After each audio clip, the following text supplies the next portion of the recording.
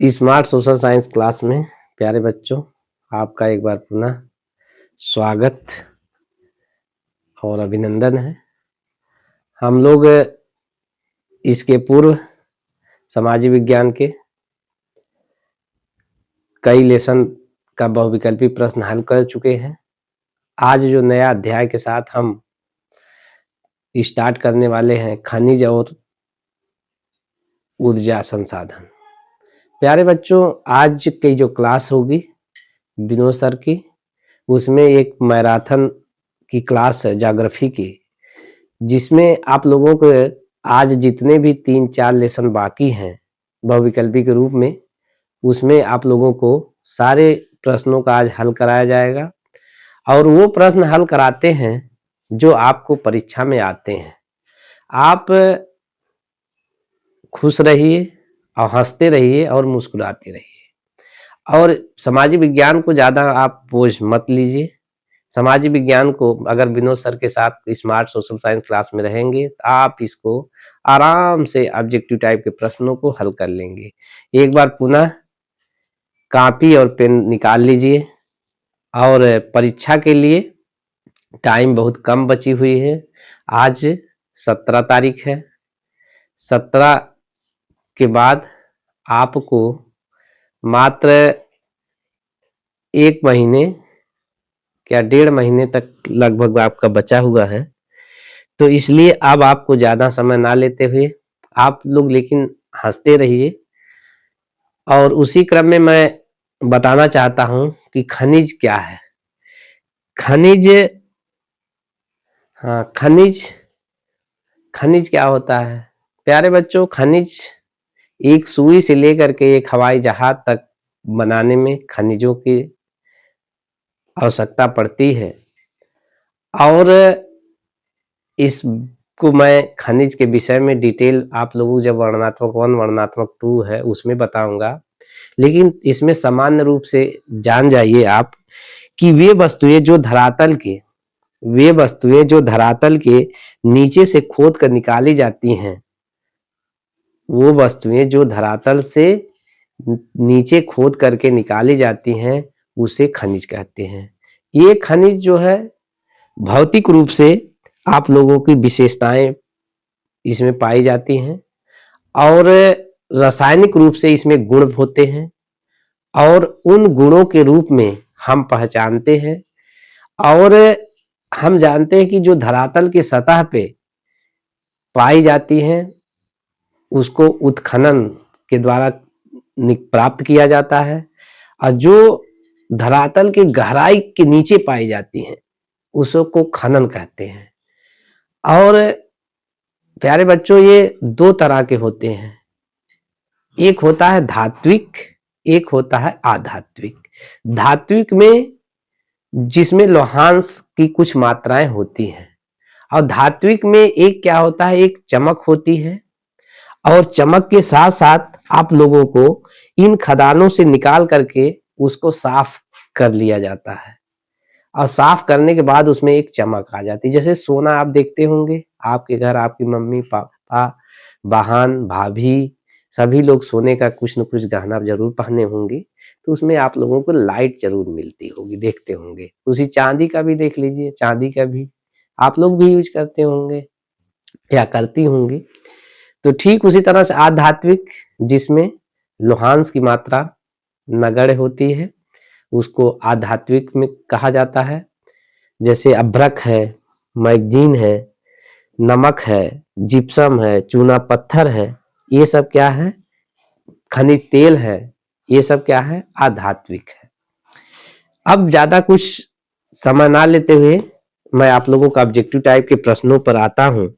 और objective type के प्रश्नों में आप लोगों को किस प्रकार से प्रश्न पूछे जाते हैं उसको मैं बताता हूं कि पहला प्रश्न है,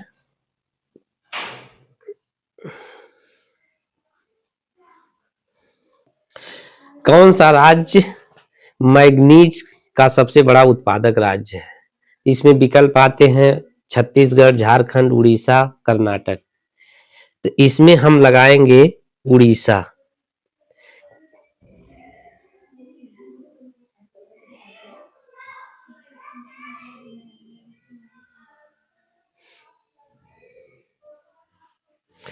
क्या लगाएंगे? उड़ीसा।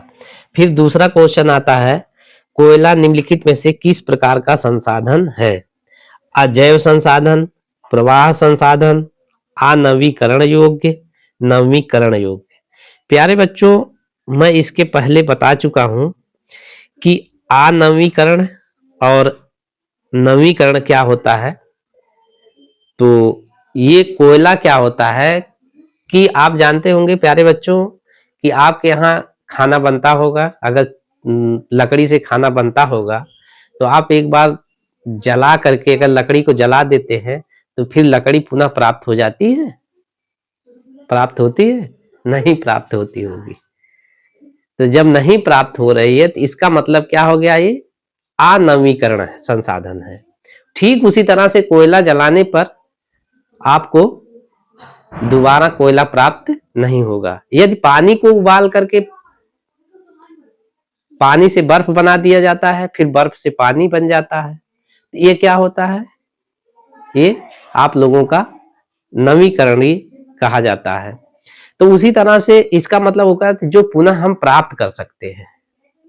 तो इसलिए इसमें क्या हो जाएगा कि अनवीकरण हो जाएगा। फिर इसके बाद आपसे नेक्स्ट क्वेश्चन पूछा है, लिग्नाइट कोयला के प्रमुख उत्पादक क्षेत्र कौन है? तो लिग्नाइट के प्रमुख उत्पादक क्षेत्र नवली है। फिर इसके बाद आप लोगों से ये पूछा जाता है, निम्न में से कौन सा जैव संसाधन है? जैव संसाधन कौन सा है? प्यारे बच्चों, इसको मैं एक बार बता चुका हूं। इसमें विकल्प है लोहा, तांबा, मत्स्य पालन उद्योग, चट्टाने।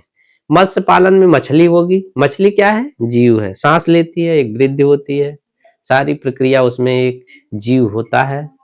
और बिना मछली जल की रानी है, तो मछली जल के बिना अगर जल से निकाल देंगे तो क्या हो जाएगी? वो मर जाती है। तो ठीक प्यारे बच्चों, इसका मतलब ये हो गया कि मछली जो है क्या हो गई? जैव संसाधन हो गई। तो इसका मतलब है मत्स्य पालन उद्योग क्या है? जैव संसाधन है। फिर इसके बाद है, निम्नलिखित में से कौन सा खनिज धात्विक है? प्यारे बच्चों, मैंने अभी बताया कि धात्विक खनिज वो होते हैं जिसमें लोहांश पाया जाता है। तो विकल्प में कैसे क्वेश्चन पूछे जाते हैं, इसमें प्रश्न दिए रहेंगे, अभ्रक, तांबा, पोटास और सल्फर। तो इसमें क्या है? तांबा। तो तांबे वाले पे आप टिक लगा दीजिए इसमें। फिर इसके बाद दूसरा पूछा जाता है, नेक्स्ट क्वेश्चन है, निम्न में से कौन सा खनिज उद्योग से है? जिसमें विकल्प के रूप में रहेगा चीनी उद्योग, पेट्रोल रसायन उद्योग, का और खा दोनों, इनमें से कोई नहीं। तो का खा दोनों मतलब चीनी उद्योग भी है, पेट्रोल, ये दोनों है। फिर आपको नेक्स्ट क्वेश्चन है, निम्नलिखित में से कौन सा खनिज अधात्विक है? तो अधात्विक कौन सा खनिज है? अधात्विक कौन सा खनिज है? तो अधात्विक खनिज में अभ्रक है, सोना है, बॉक्साइड है, लौह अयस्क, इस तरह विकल्प के रूप में पूछा जाता है। इसमें जैसा कि आप लोग जानते हैं, लोहांश सोने में भी पाया जाता है, बॉक्साइड में भी पाया जाता है, लौह अयस्क में भी पाया जाता है, लेकिन आपको अभ्रक में लोहांश नहीं पाया जाता। ये क्या है? अधात्विक है। अब अपनी पशुओं के गोबर से ऊर्जा प्राप्त करने हेतु बायोगैस प्लांट लगाया, ऊर्जा प्राप्ति का यह तरीका है। परंपरागत, गैर परंपरागत, जुगाड़ू, इनमें से कोई नहीं। प्यारे बच्चों, एक बार मैं पुनः आप लोगों को परंपरागत, गैर परंपरागत के विषय में बता देता हूं। परंपरागत वो होता है जो पुनः प्राप्त नहीं किया जा सकता है, जिसमें आप जो अनवीकरण होते हैं, जितने पदार्थ आते हैं वो क्या होते हैं? वो परंपरागत में आते हैं। गैर परंपरागत में वो आते हैं जिनको जो है पुनः प्राप्त किया जा सकता है। तो इसलिए प्यारे बच्चों, कोयला क्या है? गैर परंपरागत है कि परंपरागत है? तो कोयला जो है परंपरागत है, और इसमें सही क्या होगा? परंपरागत, जो कि गोबर गैस जो ऊर्जा से प्राप्त होती है, इसमें क्या हो जाएगा? परंपरागत है। फिर इसके बाद नेक्स्ट है, जीवाश्म ईंधन द्वारा होता है। जीवाश्म ईंधन, जैसा कि हम लोग जानते हैं, जीवाश्म जैसे कोयला है, पेट्रोल, तो इसमें जो है गोबर की बात आ गई है। प्यारे बच्चों, इसमें टिक लग गया था परंपरागत, जो कि गैर परंपरागत है। जैसे कि हम लोग गोबर से एक बार ऊर्जा प्राप्त बना सकते हैं, फिर दोबारा भी उसको गोबर से फिर दोबारा भी हम लोग ऊर्जा प्राप्त कर सकते हैं। तो इसलिए ये गैर परंपरागत में है। इसकी गलती से हम सोचे कोयला है, इसलिए हमने परंपरागत पे उस पर टिक लग गया था। तो ये गैर परंपरागत है। फिर इसके बाद जीवाश्म ईंधन द्वारा प्राप्त होता है। प्यारे बच्चों, जैसे कोयला है, पेट्रोल है, डीजल है, ये सब जलते हैं तो इसमें क्या प्रदूषण क्या होता है? इससे जो है वायु प्रदूषण होता है। इसलिए इसमें का विकल्प सही है वायु प्रदूषण। फिर आपको पूछा जाता है कि मुंबई हाई प्रसिद्ध है। आप लोग लगता है गंभीर मुद्रा में हो रहे हैं प्यारे बच्चों।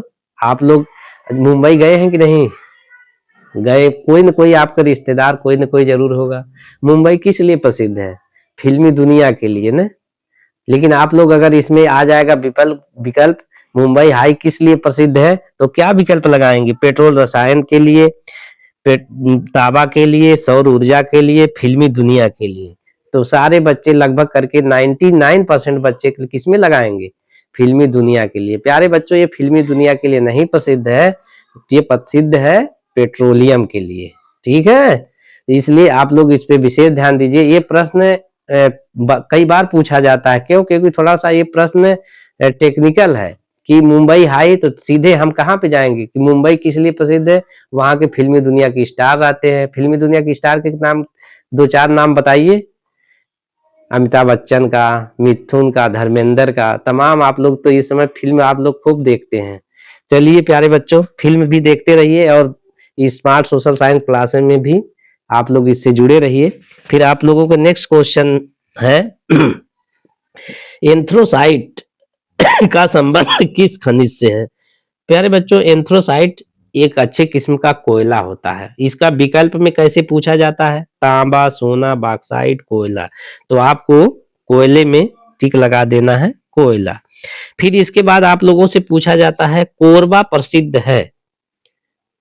कोरबा किस लिए प्रसिद्ध है? तो कोरबा जो है आपका प्राकृतिक गैस के लिए विकल्प में दिया रहेगा, कोयला के लिए, सौर ऊर्जा के लिए, बॉक्साइट के लिए। प्यारे बच्चों, कोरबा जो है कोयला के लिए प्रसिद्ध है। ये छत्तीसगढ़ में है।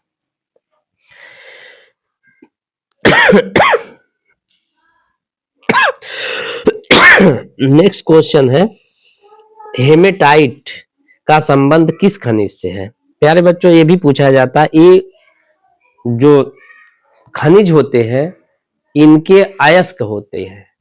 अयस्क जो होते हैं उन अयस्कों के द्वारा ही हम जो है अपने खनिज तत्व प्राप्त करते हैं। जैसा कि हम लोग जानते हैं प्यारे बच्चों कि जिस देश में खनिजों का उत्पादन अच्छा होता है और उसमें अधिक होता है, वो देश आर्थिक रूप से, औद्योगिक रूप से, व्यापारिक रूप से संपन्न होते हैं।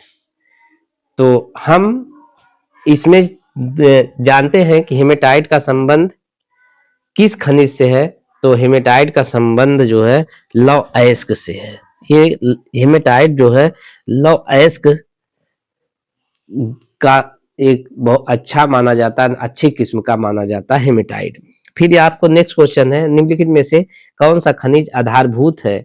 तो आप लोग जानते हैं कि आधारभूत जो होता है लौह अयस्क होता है। इसमें विकल्प के रूप में रहेगा मैग्नीज रहेगा, अभ्रक रहेगा, तांबा रहेगा। तो इसमें लौह अयस्क है। निम्नलिखित में से कौन सा ऊर्जा का परंपरागत स्रोत है? देखिए प्यारे बच्चों, दे दिया। अब आप लोग इसको आराम से लगा देंगे। परंपरागत स्रोत कौन सा है? इसमें क्या लगाएंगे? सौर ऊर्जा, कोयला, पवन ऊर्जा, ज्वारी। ये कौन पुनः प्राप्त नहीं किया जा सकता है? कोयला। और ऊर्जा, सौर ऊर्जा को हम प्राप्त पुनः कर सकते हैं, पवन ऊर्जा इसको भी, ज्वारी ऊर्जा इसको भी। इसलिए इसमें क्या लगाएंगे? कोयले पे। फिर इसके बाद नेक्स्ट क्वेश्चन हमारा पूछा जाता है निम्न में कौन सा राज्य तांबा के लिए मुख्य उत्पादक है? तो प्यारे बच्चों, इसमें विकल्प के रूप में रहेगा मध्य प्रदेश, उत्तर प्रदेश, तमिलनाडु, बिहार। तो इसमें लगाएंगे हम लोग मध्य प्रदेश। इसके लिए फिर नेक्स्ट क्वेश्चन पूछा जाता है निम्नलिखित में से कौन सा खनिज आध्यात्मिक है? आध्यात्मिक लिख दिया गया है लेकिन आध्यात्मिक ये है बेटा, ये आप लोग संशोधन कर लीजिएगा। इसमें दिया है मैग्नीज है, अभ्रक है, बॉक्साइट है, जस्ता है। तो जैसा कि हम लोग जाते हैं कि आध्यात्मिक जो है अभ्रक है। इसमें लौहांश की मात्रा कम पाई जाती है। फिर लौह अयस्क किस प्रकार का संसाधन है? प्यारे बच्चों, लौह अयस्क किस प्रकार का संसाधन है? तो जानते हैं आणविकरण है।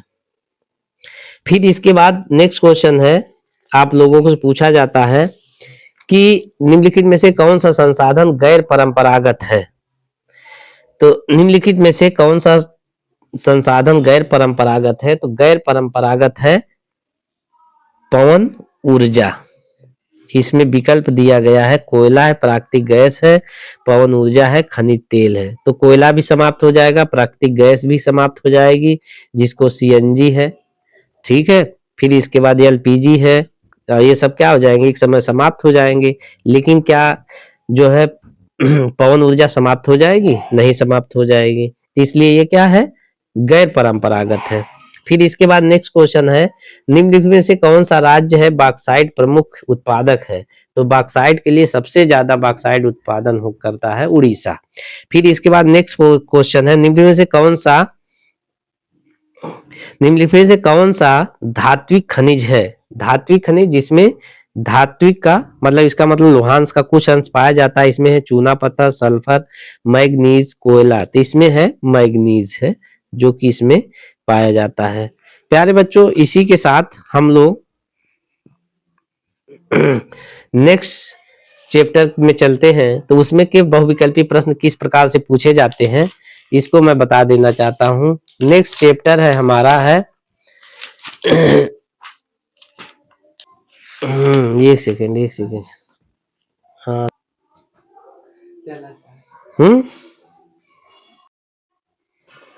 विनिर्माण उद्योग, दूसरा लेसन है विनिर्माण उद्योग। उससे क्या बहुविकल्पी क्वेश्चन पूछे जाते हैं।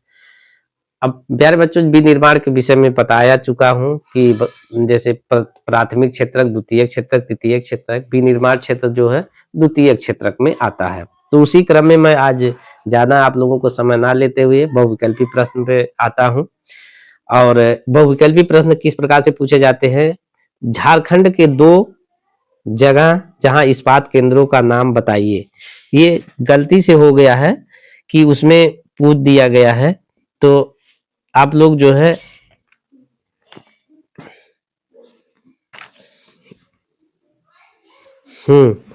फिर इसमें पूछा जाता है झारखंड के 2 स्थान जहां इस्पात केंद्रों का नाम, जहां इस्पात केंद्र हैं उनका नाम बताइए।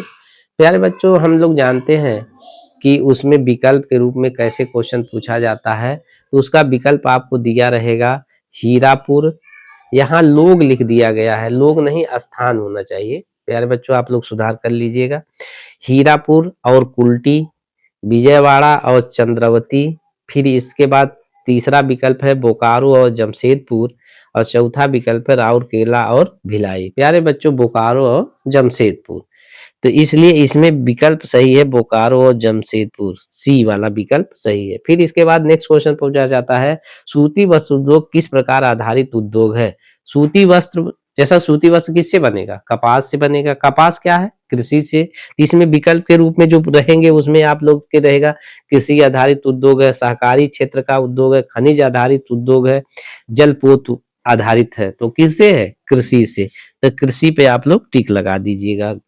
फिर इसके बाद नेक्स्ट पूछा जाता है, वो कौन सा आधारभूत उद्योग का उदाहरण है?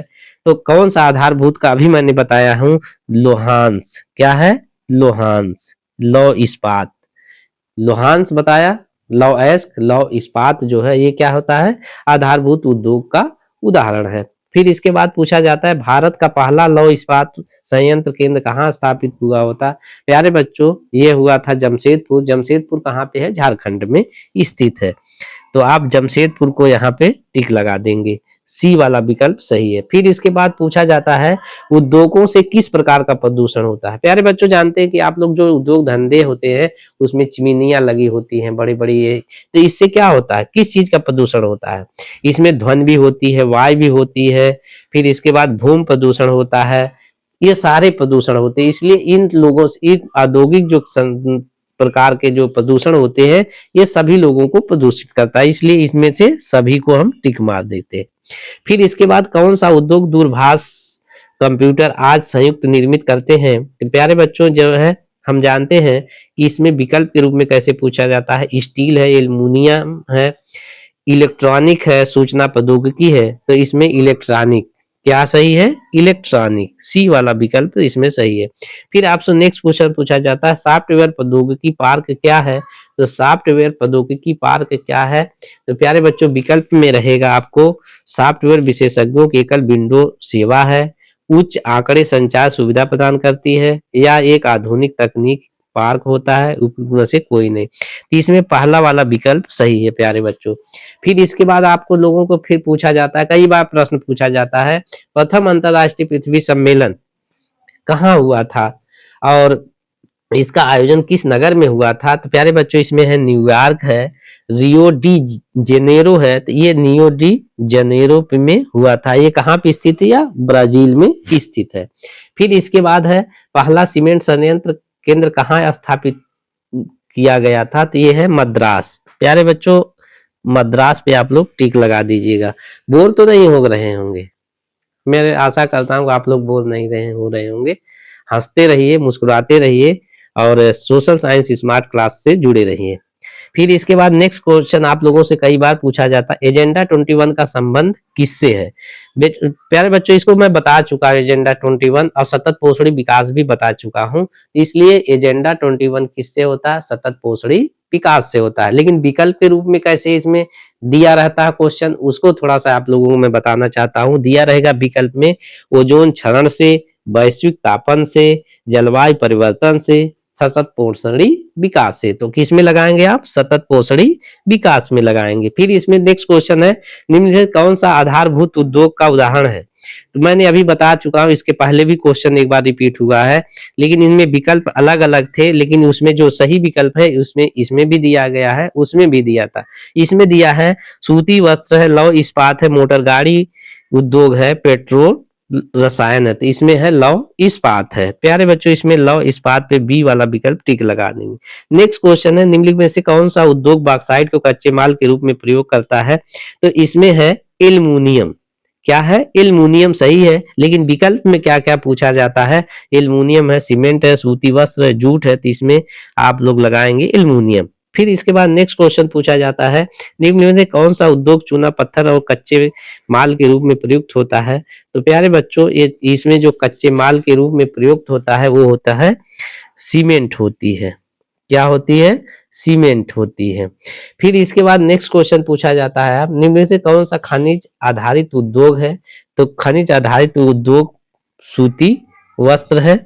प्यारे बच्चों इसमें लिखा गया है कि झूठ, जो कि जूट है, ये काट दीजिएगा आप लोग, ये गलती से मिसप्रिंटिंग हो गई है। फिर इसमें आप लोगों से पूछा जाता है, निम्नलिखित में आधारभूत उद्योग कौन है, लौह इस्पात इसे बता चुका हूँ, आगे फिर इसके बाद नेक्स्ट क्वेश्चन पूछा, निम्नलिखित में से कौन सा नगर भारत की इलेक्ट्रॉनिक राजधानी के रूप में जाना जाता है। प्यारे बच्चों ये बंगलुरु को जाना जाता है। ये क्वेश्चन बहुत ही इंपॉर्टेंट है, जिसको अगर आप लोगों से पूछा जाता है सॉफ्टवेयर की राजधानी कहाँ है, या सॉफ्टवेयर सबसे ज्यादा किस जगह बनाए जाते हैं, तो सबसे ज्यादा सॉफ्टवेयर की नगरी जो कही जाती है वो जो है बंगलुरु है। वो जो है कहाँ पे स्थित है, बंगलुरु कर्नाटक में स्थित है। प्यारे बच्चों इसी के साथ मैं नेक्स्ट लेसन के साथ फिर आप लोगों के बीच हाजिर हूँ। ये है आप लोगों की जीवन अंतरराष्ट्रीय या राष्ट्रीय अर्थव्यवस्था की जीवन रेखाएं।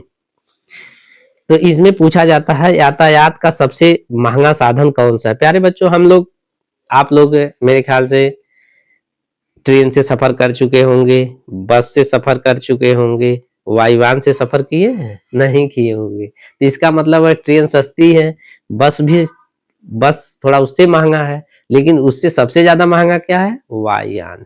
तो इसका मतलब है कि सबसे महंगी जो होती है साधन कौन सा होता है, वायुयान होता है। तो इसलिए प्यारे बच्चों इसमें विकल्प क्या क्या रहेगा, पूछा जाएगा आपके सड़क परिवहन, रेल परिवहन, वायु परिवहन और जल परिवहन। तो कौन सा हो गया, वायु परिवहन। ठीक है।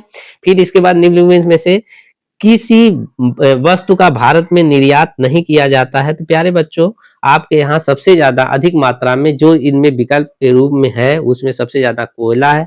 कोयले का भारत में क्या किया जाता है? निर्यात नहीं किया जाता। निर्यात किसे कहते हैं? निर्यात उसे कहा जाता है कि जब हम किसी दूसरे देश को भेजते हैं, हमारे यहाँ इतने अधिक उत्पादन हो जाए कि हम दूसरे देश को उसको जब भेजते हैं, तो उस भेजने की प्रक्रिया को निर्यात कहते हैं। यदि हमारे देश में किसी चीज का उत्पादन कम है, हम दूसरे देश से जब मंगाते हैं, तो उसे आयात बोला जाता है। प्यारे बच्चों, इसमें क्या है? कोयला है। तो कोयले वाले पे आप टिक लगा देंगे। फिर इसके बाद निम्नलिखित से कौन सी वस्तु का भारत में आयात नहीं किया जाता है? तो ये तो बता दिया हूं कि कोयला है। फिर इसके बाद सबसे लंबा राष्ट्रीय जल मार्ग कौन सा है? तो प्यारे बच्चों, सबसे लंबा जो जल मार्ग है हल्दिया से इलाहाबाद है। हल्दिया से इलाहाबाद है। फिर इसके बाद आप लोगों का है स्वर्णिम चतुर्भुज योजना किससे संबंधित है? तो ये जो है स्वर्ण खनन से है, कि महाराज मार्ग विकास से है, कि रेल परिवहन के विकास से है, कि बाघों के संरक्षण से? ये महाराजमार्ग विकास से है। फिर इसके बाद आप लोगों को नेक्स्ट क्वेश्चन पूछा जाता है कि मुंबई बंदरगाह के समीप कौन से बंदरगाह को विकसित किया गया है? तो प्यारे बच्चों, इसमें विकल्प के रूप में आपको पूछा जाएगा कांडला बंदरगाह, जवाहरलाल नेहरू बंदरगाह, मार्मगांव, न्यू मंगलौर। तो इसमें है जवाहरलाल नेहरू पत्तन।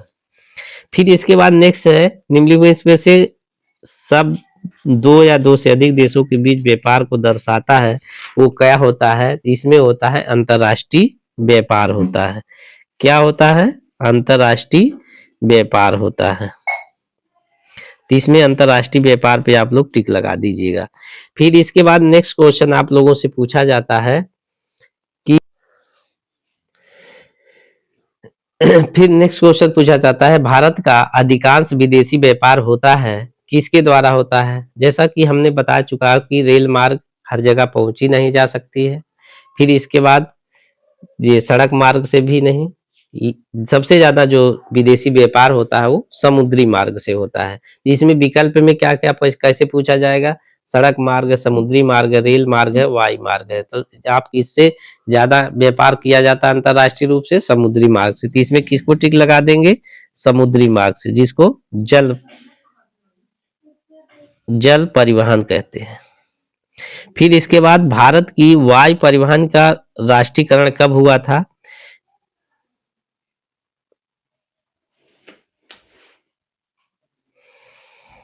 नेक्स्ट क्वेश्चन है निम्नलिखित में से परिवहन का कौन सा साधन अति दुर्गम स्थानों के लिए अत्यंत आवश्यक है? तो प्यारे बच्चों, ये ध्यान रखिएगा कि समुद्र से या नदियों के द्वारा हर जगह नहीं पहुंचा जा सकता है, रेल से भी नहीं पहुंचा जा सकता है, सड़क से भी नहीं पहुंचा जा सकता है, लेकिन वायुयान से चारों तरफ आप घूम सकते हैं। तो इसलिए कौन सा है कि अति दुर्गम स्थानों तक पहुंचने वाला कौन सा है? वायु परिवहन है। कौन सा है? वायु परिवहन। फिर इसके बाद नेक्स्ट आप लोगों को पूछा जाता है भारत की वायु परिवहन का राष्ट्रीयकरण कब किया गया था? तो प्यारे बच्चों, इसमें विकल्प रहेगा 1950, 1953, 1960, 1998। तो इसमें कब किया गया था? 1953 में।